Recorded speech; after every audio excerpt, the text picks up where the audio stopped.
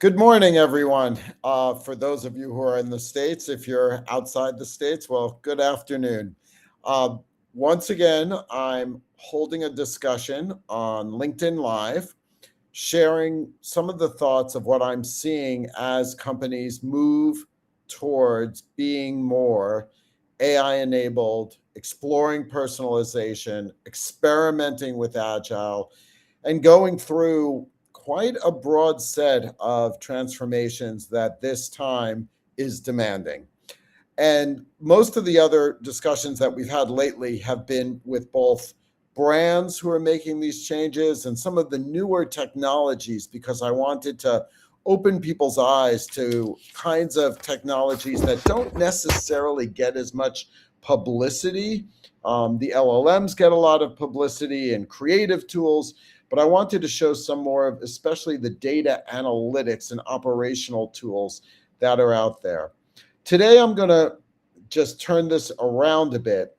I have been attending a ton of conferences during this fall. Mostly, I've been on stage as a speaker in audiences talking about what's going on with AI. And I've looked at other speakers who have been on stage. I've talked to dozens of people at the conferences. I also, as many of you know, have my own clients that I'm working with. And I'm also leading an effort with the ANA, the Association of National Advertisers, on how marketing itself is changing as a result of the new capabilities in the market. And I thought I would share some of my top line thoughts. And these are pretty early. I do not have slides. I'm actually looking for feedback and very open to discussions. So if you have questions or if you have points you want to raise, please point them out in chat and we'll try to get those going. And what I'm going to do is talk through, I've got 8 different areas that I'd like to touch on. And I think very few of them are really covered the way I think they should be in what's being talked about on LinkedIn and in a lot of the posts that are out there. So, one thing, let me start. One thing that you definitely see is lots of pressure on marketing organizations to, quote, do more with less, where senior leadership is basically expecting a cut in budget because of what they believe AI should be enabling in terms of efficiencies. And whether those efficiencies come from media spend, whether they come from internal FTEs, that's for marketing to work through, but there's a lot of pressure to do so. But the reality at a time when organizations are adopting AI is that it takes a while for any kind of savings to actually hit the bottom line for a number of reasons. From an FTE perspective, a lot of the capabilities are still early stage. They're in pilots. The organizations haven't committed to a fundamental rethink end to end of how a process is going to change as a result of AI, how the roles will change, how the handoffs are, how many people are needed, how compliance will work. And so, in most cases, you're seeing a pilot going in parallel with business as usual, with campaigns that are getting out the door the same way. And so, at the start and for a while, the AI is incremental, not necessarily taking costs out of the system.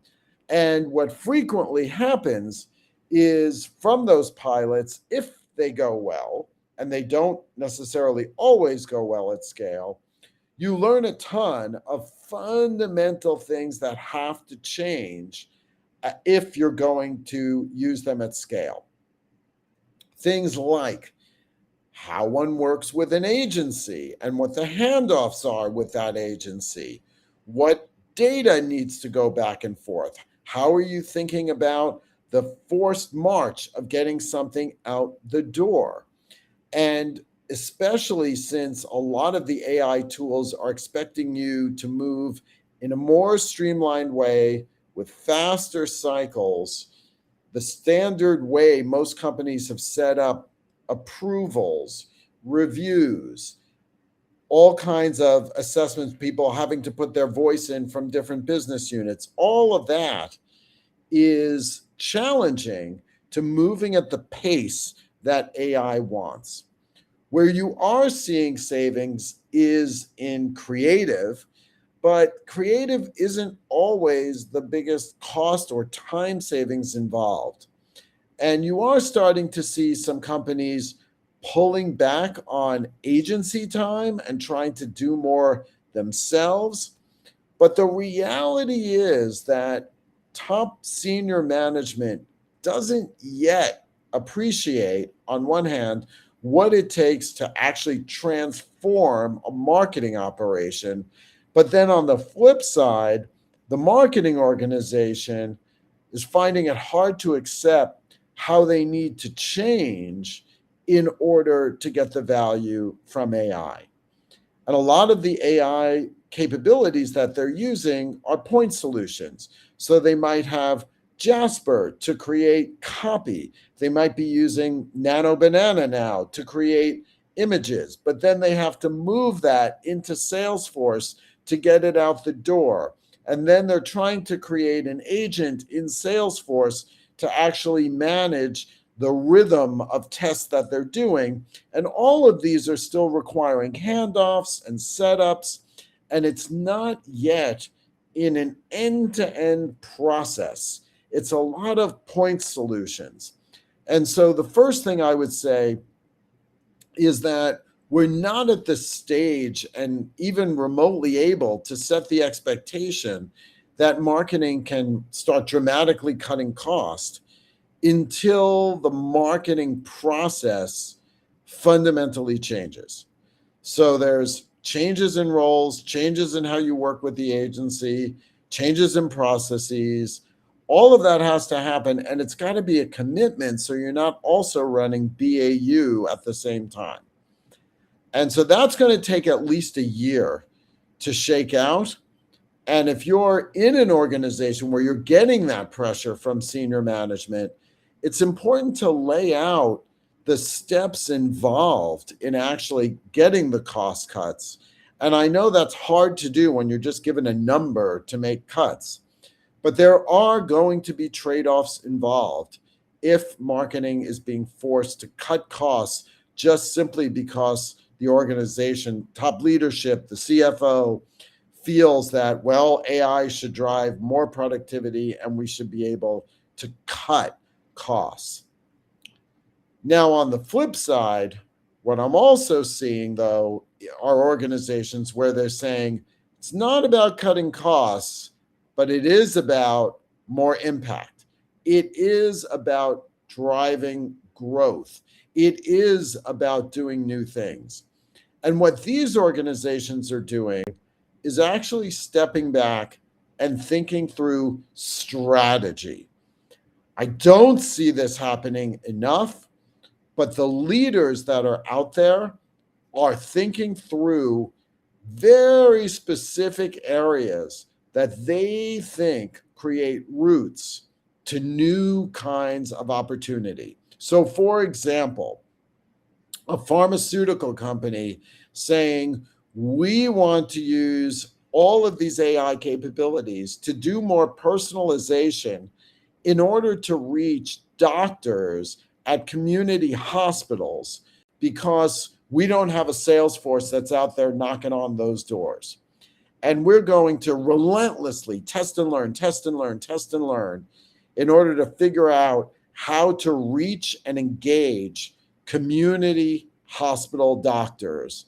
And they've looking at an end-to-end process of how they can set up spotting them using the AI to find those doctors, understanding what their prescribing habits are, understanding the context of the patients they have in the hospitals, testing out different channel mixes, different content against them, getting back the results, and looking to see if at first they get engagement, as a leading indicator before they actually see a movement in scripts.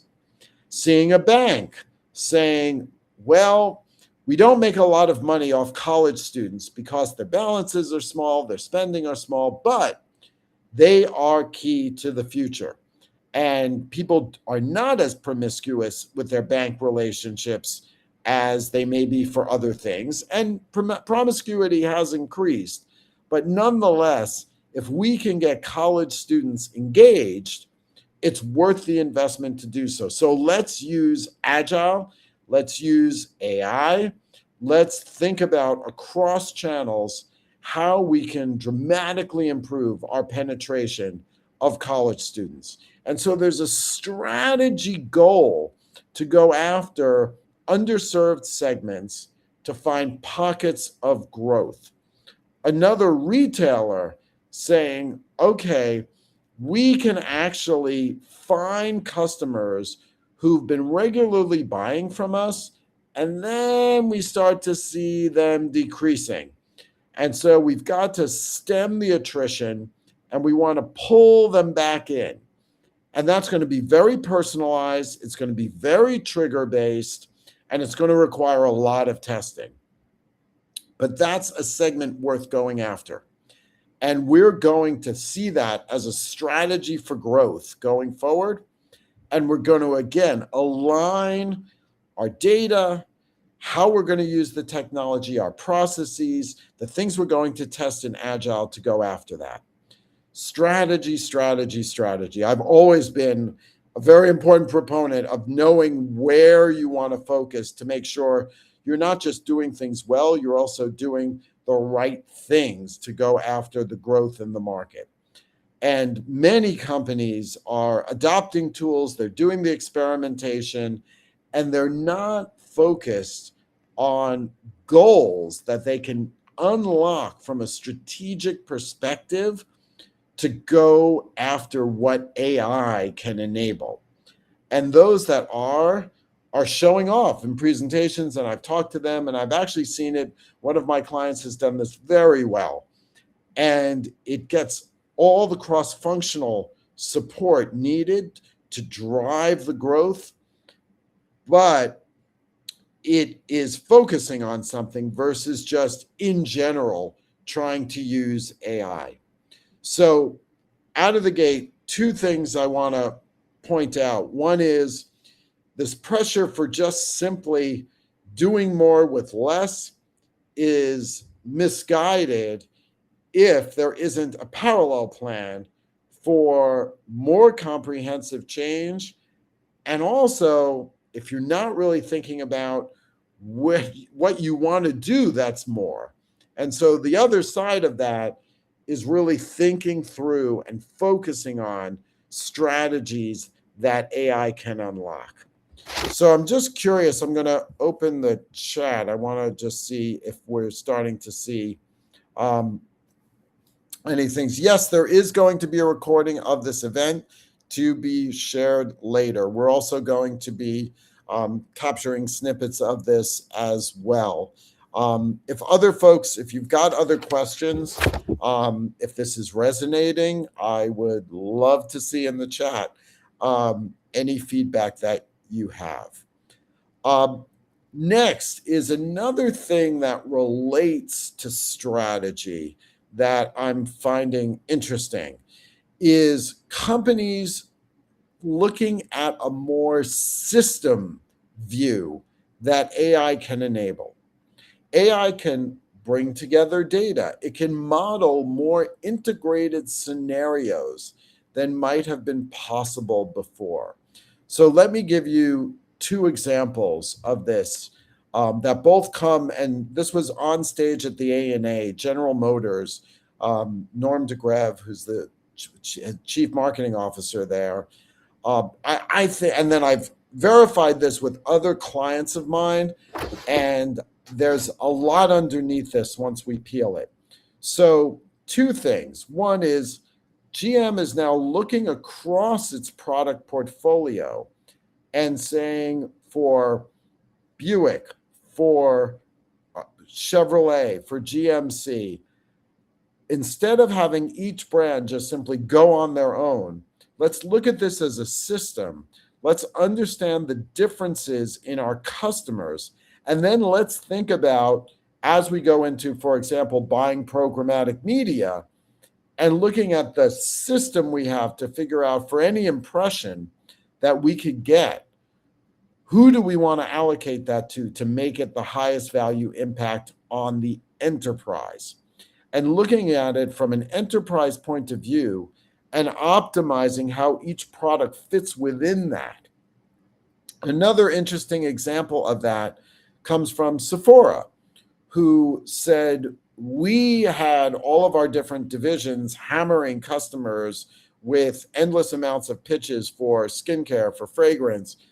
And now let's look at this in a coordinated way so that we can give her the right offers based on her interests from across the Sephora portfolio. Let's coordinate, orchestrate what we're actually reaching her with so that it makes sense based on her interest, because each of our divisions are all going after the same customers. And if we just bombard her, she's just simply going to tune it out. So let's look at it from a coordinated perspective. In both of these situations, AI is enabling you to model that next best action and control how that goes out, and to think about, from a buying media perspective, which is the best opportunity to use a particular impression for. But that's a strategic question. And that's not just operating the same as usual. That's a decision at the top to say we are going to coordinate. It's going to be a bit more socialist, so to speak, for the benefit of the overall company versus a complete free market where every product can do whatever it wants. Because we've got the data and the customer can only stand so much hitting them. And every moment we have with a customer is a scarce resource to optimize. So that's a major strategic decision that, when you talk to these companies, was actually, in some respects, harder to do the strategy decisions and to make the management mechanisms for that than the AI and the data and the modeling that was behind it. And so they are both seeing a lot more impact from making those changes, but it was a strategy behind it. And it even comes into another level of media buying where you may have had both national campaigns and local campaigns. And can you really coordinate and figure out the optimization between the two? And maybe instead of spending all of your dollars on national campaigns because you think it's cheaper per impression, the reality is, in local markets, you may have very different competitive situations, opportunity to buy media at different costs, different interest segments to go after, and that you should be rebalancing, moving from national to more local and maybe even more programmatic at an individual level. And then you want to think through the scenario of how to optimize all of that spend. Well, you couldn't really do that before AI. And now you can manage the scenarios, get the data, coordinate the execution in ways that you just couldn't before. So again, it is raising strategic questions about how to go after the market, not just doing a blanket average spend, but getting dramatically more granular, which AI can unlock, and using that to drive not necessarily just lower spend, but actually taking the same spend and driving more growth through a much smarter, more granular way of managing at the different levels of national, local, individual. And so that's a major change that the companies who are leading are unlocking.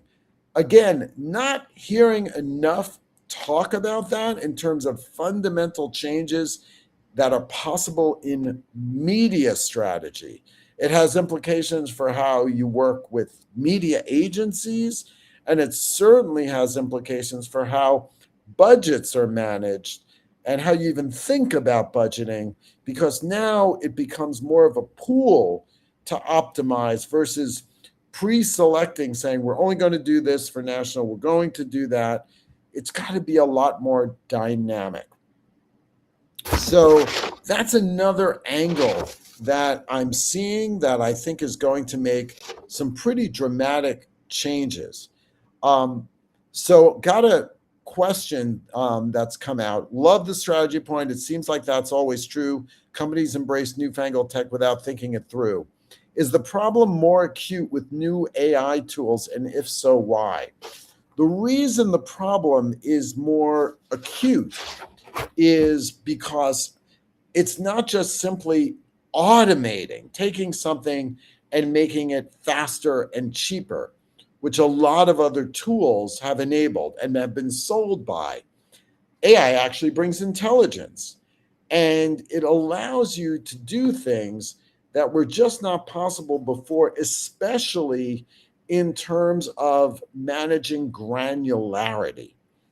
And I've been in the personalization space for decades. 1989, I wrote Segment 1 before the internet. And the challenge with personalization has always been the diseconomies of scale of trying to get more granular.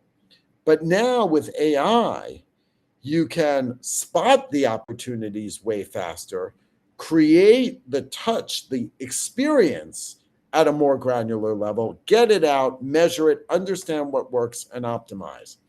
And being able to work at a granular level unlocks strategy questions that were just not on the table before, about much more precisely who to go after and also how to change the way you operate in order to use the tools to be more granular.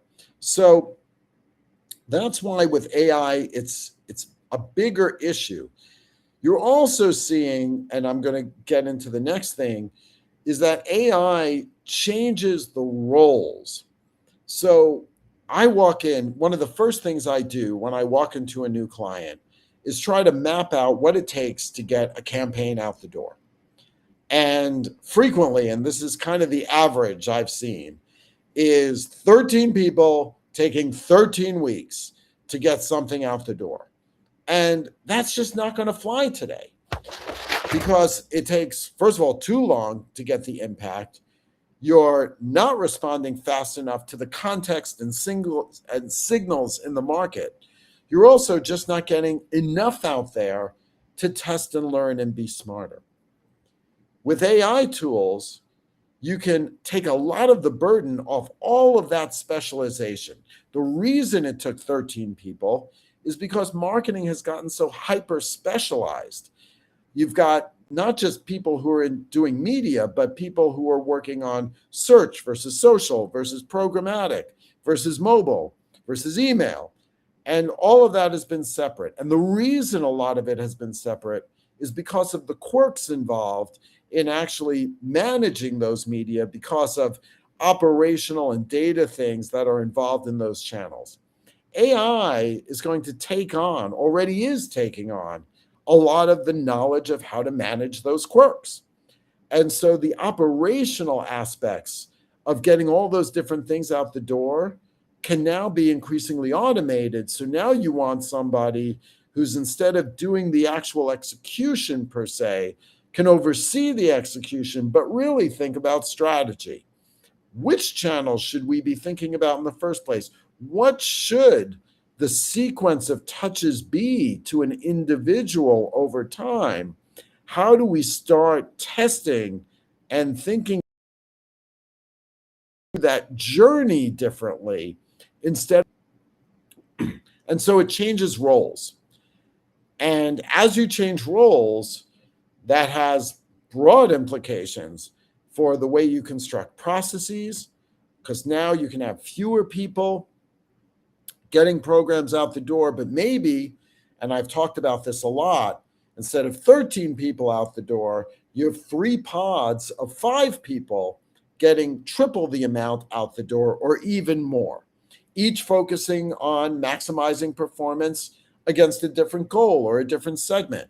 One focusing on mitigating attrition, one focusing on maximizing penetration of the college market, for example, as I talked about before. And so they can point themselves towards goals, rapidly test and learn. But each of those people now have a broader purview and a change in who they are. So, does that mean? So, the thing that's also not getting talked about enough is that these changes in roles are also changes in identity. Who am I? What do I do? If I'm somebody who can move across a number of different things, is the hierarchy of manager, director, does that even make sense anymore? How many people do I manage? Maybe I should be managing more agents now instead of just people. And issues of spans and layers that have been the hallmark of a lot of, for example, consulting efforts to help companies cut costs, but also how people saw themselves within the organization. Those are getting challenged. And that's hard to do. And people are not necessarily comfortable with that. And so that also makes it very hard to change. But what I am seeing is in the companies that are making changes and are moving towards a more pod approach with teams who are having impact, I'm seeing the folks who are in those teams recognizing that they're getting more done, they're learning more, they like the fact that they are becoming multi-tooled and they can do more. And so that's changing the sense of energy, but getting over that hump to get from point A to point B takes leadership, takes people being convinced that their jobs are not going to necessarily be cut. And so marketers have to figure out a way of embracing that. When senior leadership says right out of the gate, we're going to cut X% of jobs, that's not going to motivate people to take on new responsibilities if they're still concerned their jobs are going to be eliminated. So thinking about the roles and identity is starting to get talked about, and I'd like to see more out there of how companies are explicitly managing it. What I'm seeing is the ones who are doing it best are moving very explicitly towards agile. They are empowering people to take on a broader swing. So creative people aren't just simply copywriters. They're actually thinking through a broader creative strategy and using the tools that are available to come up with new kinds of experiences. And so you're seeing people broaden the span of what they do. And then if you can create more pods, for example, you can go after more objectives in order to grow. Two more things that I want to touch on, and let me just check in terms of any other chat things that are out there. No, I'm not seeing any newer ones there. So two other things that I want to talk about. One is the use of AI capabilities to capture the learning of an organization. So I call this, where's my GPT? I don't know how many of you have used Google Notebook LLM, but it's a very powerful tool. For example, I uploaded into it everything I've ever written, all of the articles, my book, all of the article, all the videos, everything I've ever written. I've loaded it all up. And then I can ask questions of it. So give me all the best business to business examples. Give me examples of where companies have been using zero-party data in order to change the way that they're delivering customer service. I've used it to say what would be a course for a client of mine that wants to do 4 different workshops. How would I take my material and turn it into 4 different sequenced experiences, and how would I structure it? And that same concept of loading up everything into a GPT can be something that a marketing organization does. And I saw a terrific example, the best one, I've seen many, but Mondelez created a GPT that has brought together everything they've been doing in marketing. So every program, campaign, brief, Who was the target audience? What was the creative? What was tested? What were the results? What was the handoff of the processes that were involved in doing that? Were things turned down by compliance? If so, what was the logic for that so we don't make that mistake again? And all of that feeding back into an engine that can help people as they try to look for new ideas, see what's been tested, get help creating briefs, get help identifying new audiences, think about the construction of tests. And I'm starting to see companies take advantage of these capabilities. And when they do that, that's a very powerful way beyond just simply creative creation to actually think through an underlying foundational knowledge tool that can enable the process. And these kinds of knowledge capabilities take explicit work. You have to commit to it. You have to say that every time we're doing things, it's going to be loaded into our GPT. And the more you can hardwire that, the better. People have to commit to using it. It often extends beyond marketing. For example, it could be customer service organization might be pulled in, product might be pulled in, website, and certainly regulatory compliance, legal review. I see that as one of the biggest ones to be plugged in. And so making that a core base, because let's face it, people turn over in an organization. They may not remember what's been tested. The data behind something may be buried in somebody's Excel spreadsheet on their laptop.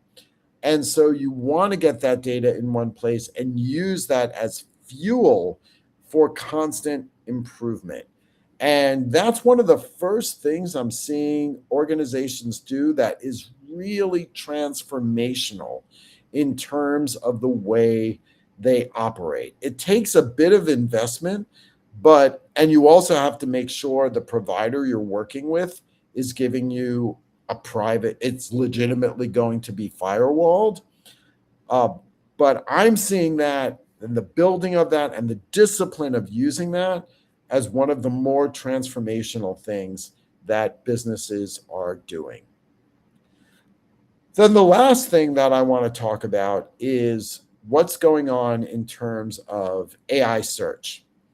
I'm sure all of you in the marketing world have heard about the 800% increase from last year to this year in terms of people using the LLMs to do search during Black Friday and in the holiday season. Now, 800% off an extremely low base a year ago. So first of all, we have to take that with a grain of salt. But nonetheless, clients of mine have seen dramatic increases in the volume of traffic that they're getting from the LLMs, as much as 15 to 20% in some cases, that they don't completely understand how they're getting that and what's driving that.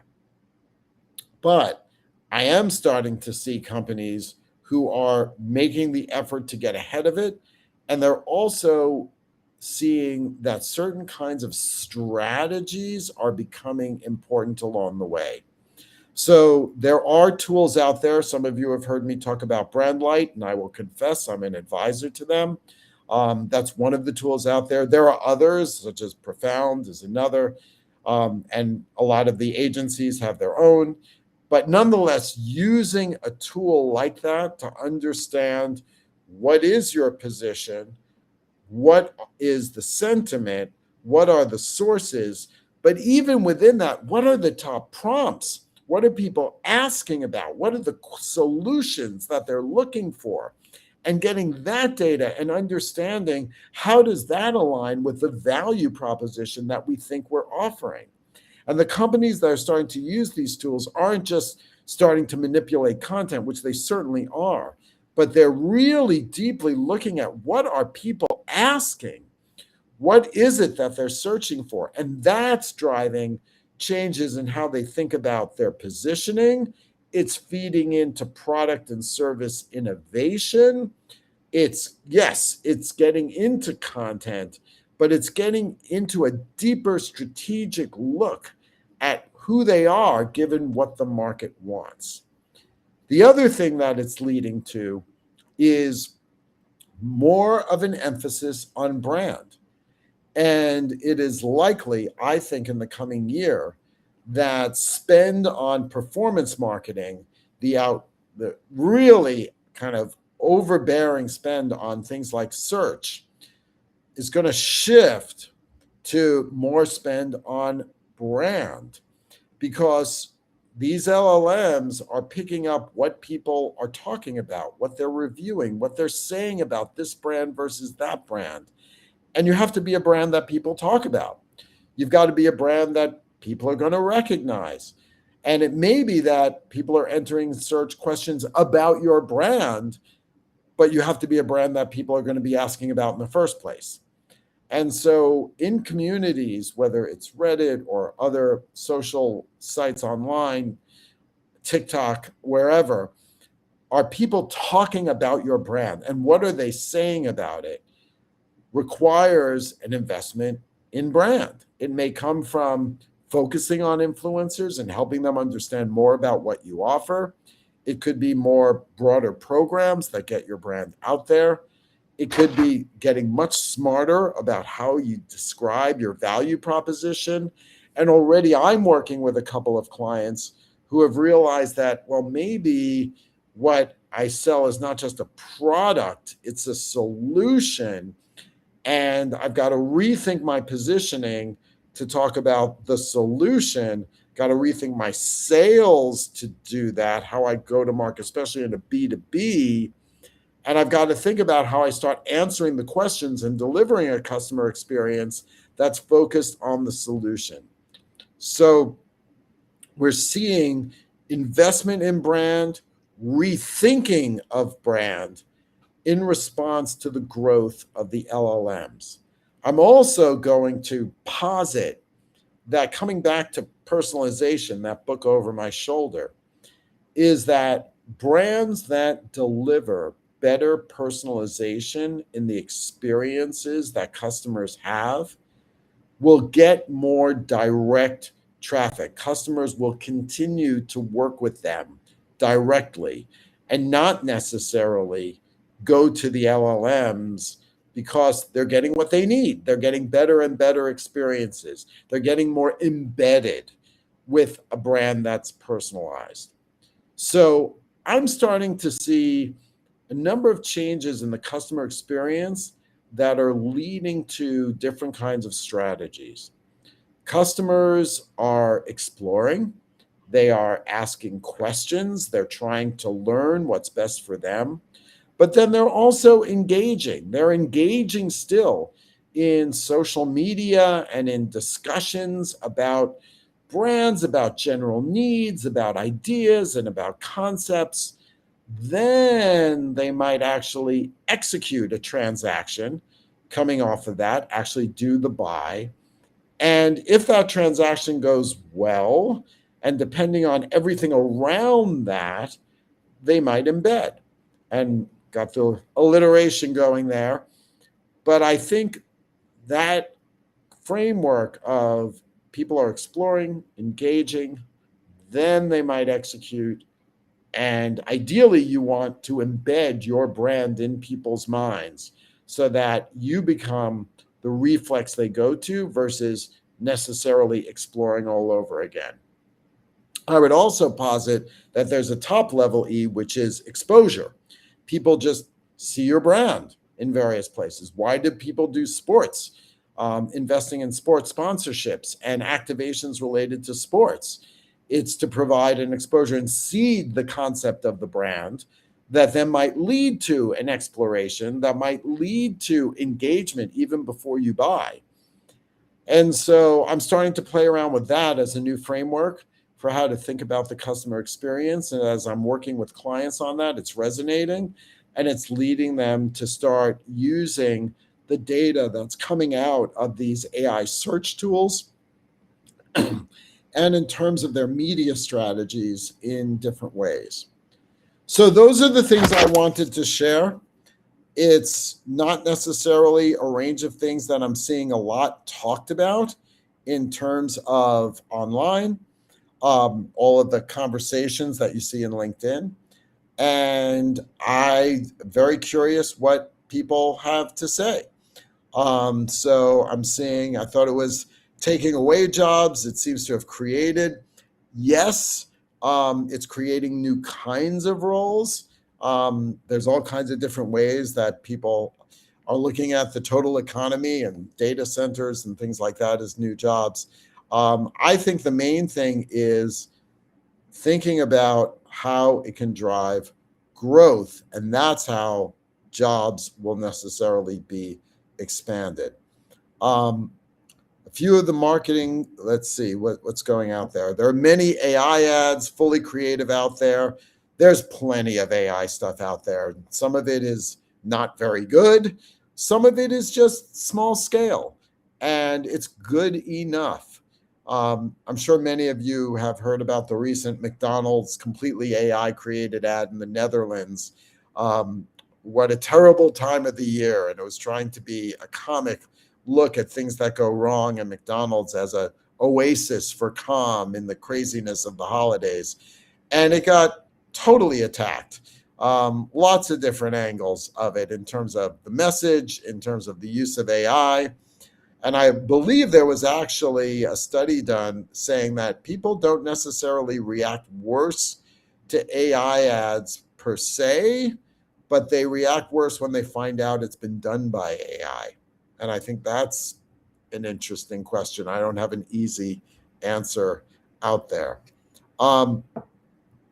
So before we wrap, just curious, I'm looking at the chat to see if there are any other questions or other observations. Does this resonate out there? Certainly, this will be on LinkedIn. I welcome any comments back. Please share it. We'll be taking the different things that I've talked about and chopping that up. How many, so we just talked about how many AI ads are out there. I think too many to count. One of the problems will also be that being able to spin up all kinds of, for example, emails and outreach through AI is the risk of bombarding people. And when I talked earlier, for example, about Sephora, you don't want to bombard people with different constant stream of ads. And so the importance of orchestrating those contacts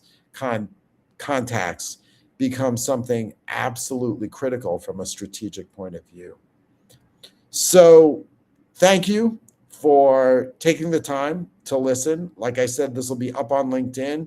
We'll be chopping this up in terms of the different things that I've talked about. I really would love to hear your feedback, other examples of what you're seeing. And in the new year, I'll be back with more webinars, talking to leaders, both from the brand side, from the agency side, from the technology side, and more observations, and hopefully getting some more discussion. And I'd love if any of you want to come forward and talk with me. I'm very curious to hear what you're learning, and I look forward to that. I wish you all a terrific holiday season. And for next year, 2026, happy, healthy, and prosperous. So take care all, and I look forward to seeing you on the next webinar. Thank you.